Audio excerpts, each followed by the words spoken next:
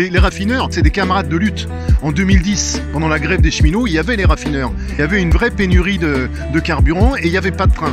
Enfin, moi qui je fais 28 ans à la SNCF, c'est ce que c'est que de perdre son salaire. Donc déjà, tous les travailleurs en lutte sont frères. Hein. Où on est sur une urgence quand même climatique, une urgence écologique. Total ment effrontément. Ce sont des escrocs. Ils parlent de transition écologique, transition climatique. Le PDG qui en plus parle d'emploi des jeunes dans un tweet en interpellant le gouvernement. Non mais c'est guignol. On a la même chose à la SNCF. Il faut comprendre que le gouvernement, au moment où on a besoin du transport ferroviaire, qui représente 1% des émissions de gaz à effet de serre pour le transport en France, hein, 95% sont les transports routiers, 50% les voitures, 45% les camions, 1% le ferroviaire.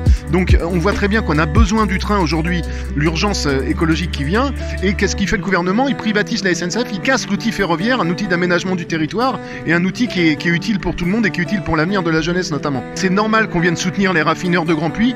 La SNCF est le plus gros plan social français de ces 3 dernières années, alors que la SNCF n'a pas le droit d'effectuer des licenciements économiques. C'est dans le statut SNCF. Le privé ne va pas se priver derrière de tricher également. Donc quand Total explique qu'il n'y a pas de licenciement, c'est évidemment un gros mensonge et il y aura forcément des licenciements. C'est prouvé par les chiffres et par l'étude qui a été faite par les copains de Total, notamment sur la sous-traitance, mais également même sur le site.